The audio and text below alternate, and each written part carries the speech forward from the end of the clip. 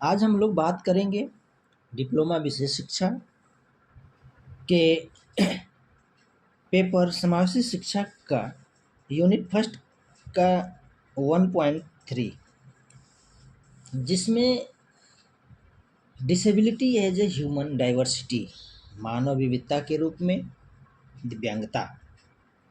जैसा कि बच्चों आप लोग जानते हो कि मानव अस्तित्व के लिए आवश्यक जैव विविधता संरक्षण पे अगर बात करें तो देखें कि मानव और प्रकृति के बीच एक महत्वपूर्ण और अस्थायी संबंध है।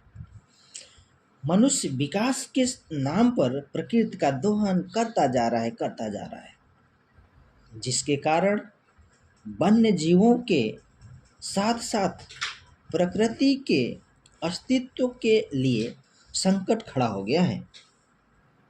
मनुष्य ने इस कथित विकास क्रम में वायु और जल को प्रदूषित किया है। इसी तरह वन संपदा को अनियंत्रित दोहन ने वन्य जीवों के अस्तित्व पर भी प्रश्न चिन्ह लगा दिया है।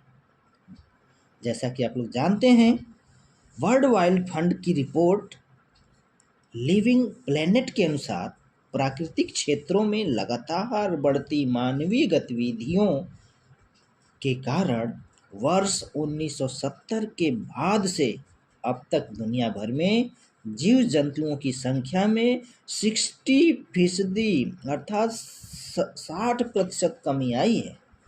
रिपोर्ट में कहा गया है कि वन्य क्षेत्रों में मानवीय गतिविधियां इसी तरह से बढ़ती रहीं तो दुनिया में वन्य जीव अपने अंत की ओर अग्रसर हो जाएंगे।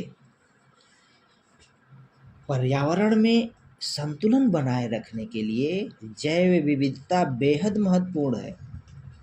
जैव विविधता से तात्पर्य विभिन्न प्रकार के जीव जंतु और पेड़ पौधों की प्रजातियों से है। वैज्ञानिक मानते हैं कि जैविक विविधता की कमी से बाढ़, सूखा और तूफान जैसी प्राकृतिक आपदाओं का खतरा बढ़ जाता है। जैव विविधता से संबंधित विषयों के संदर्भ में जागरूकता विकसित करने के लिए प्रतिवर्ष हम जानते हैं कि प्रतिवर्ष 22 मई को अंतर्राष्ट्रीय जैव विविधता दिवस मनाया जाता है। इस वर्ष अंतर्राष्ट्रीय जैव विविधता दिवस की थीम प्रकृति में हमारे समाधान है। संयुक्त राष्ट्र संघ द्वारा शुरू किए गए इस दिन को विश्व जैविक विविधता संरक्षण दिवस भी कहा जाता है। आगे हम लोग बात करें तो मानव और प्रकृति के बीच एक महत्वपूर्ण और अस्थायी संबंध है। मनुष्य विकास के नाम पर प्रकृति का दोहन करता रहा है, जिसके कारण वन्य जीवों के साथ साथ प्रकृति के अस्तित्व के लिए संकट खड़ा हो गया है। आप लोग जानते हैं कि मनुष्य ने इस कथित विकास क्रम में वायु एवं जल को प्रदूषित किया है। इसी तरह वन संपदा के अनियंत्रित दोहन से वन्य जीवों के अतिरिक्त अस्तित्व पर भी प्रश्न चिन्ह लगा दिया है। वर्ल्ड वाइड फंड की रिपोर्ट लिविंग प्लेनेट के अनुसार अगर हम लोग देखते हैं तो वर्ष 1970 के बाद से अब तक दुनिया भर के जीव जंतुओं में, जैसा पिछली में लाइनों में हम लोगों ने देखा, 60% की कमी आई है। रिपोर्ट में कहा गया है कि वन्य जीवों में मानवीय गतिविधियां इसी तरह बढ़ती रही तो दुनिया में वन्य जीव अपने अंत की ओर अग्रसर हो जाएंगे। वर्ष 1993 में सबसे पहले जैव विविधता के लिए पहला अंतर्राष्ट्रीय दिवस मनाया गया था। इसको आप लोग हाईलाइट कर सकते हैं सुन करके कि वर्ष 1993 में सबसे पहले जैव विविधता के लिए पहला अंतर्राष्ट्रीय दिवस मनाया गया। वर्ष 2000 तक यह दिवस 29 दिसंबर को आयोजित किया जाता था, क्योंकि इस दिन जैव विविधता का कन्वेंशन लागू हुआ था। बाद में इसे 29 दिसंबर से शिफ्ट करके 22 मई कर दिया गया। अंतर्राष्ट्रीय जैव विविधता सम्मेलन जो एक बहुपक्षीय संधि है, इसके तहत वर्ष 1992 में ब्राजील में हुए संयुक्त राष्ट्र पृथ्वी सम्मेलन के दौरान सहमति बनी है। इसके 3 प्रमुख लक्षण हैं: जैविक विविधता का संरक्षण, प्रकृति का टिकाऊ उपयोग और आनुवंशिकी विज्ञान से मिलने वाले लाभों का निष्पक्ष और न्यायोचित ढंग से वितरण।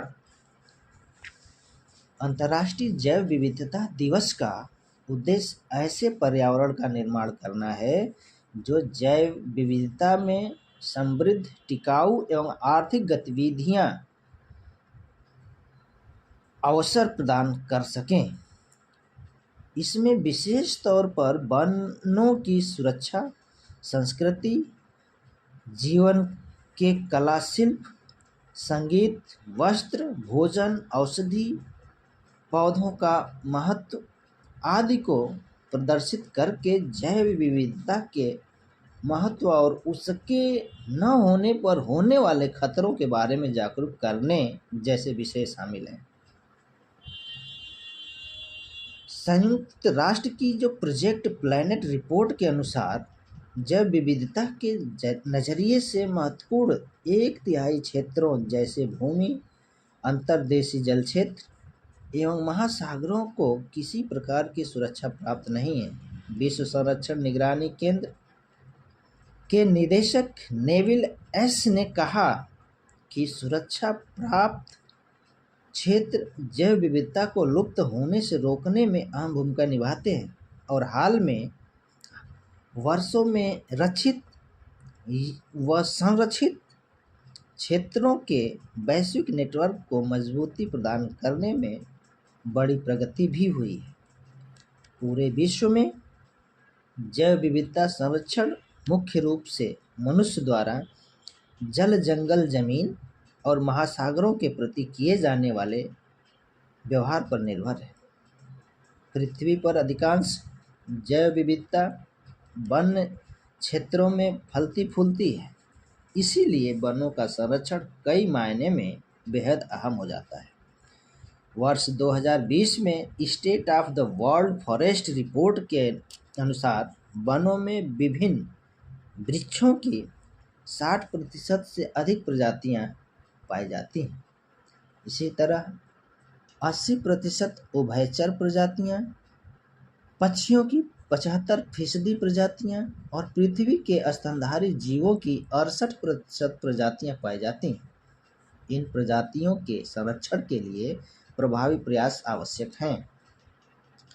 दूसरी तरफ देखें तो मानवीय गतिविधियों का प्रभाव समुद्री जीव जंतुओं पर भी पड़ा है। संयुक्त राष्ट्र के अनुसार वर्ष 1980 के बाद से समुद्री जल में 10 गुना प्लास्टिक प्रदूषण की बढ़ोतरी देखने को मिली है, जिसके कारण कम से कम 267 समुद्री प्रजातियों के लिए खतरा बढ़ गया है। इन प्रजातियों में करीब 86% समुद्री कछुए, 44 समुद्री पक्षी और 43% स्तनपायी जीव शामिल हैं।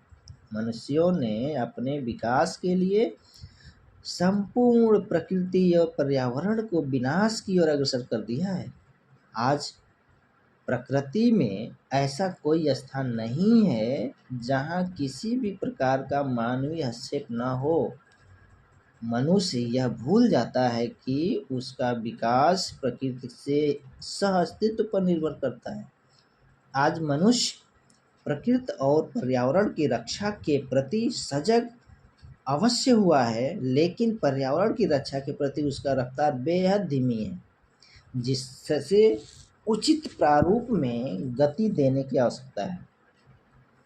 हम लोगों ने देखा कि diversity as a human disability as a human diversity है। इसके अंतर्गत कई सारे रिपोर्टों को हम लोगों ने पढ़ा और उसके साथ साथ हमें ये पता चल गया कि किस प्रकार से ह्यूमन डाइवर्सिटी है, मानव विविधता है। तो एक रिपोर्ट से हम लोगों को अच्छे से समझ में आ गया है। आप लोग सुनेंगे तो इससे आपको अच्छे से चीज़ें मिल पाएंगी। धन्यवाद।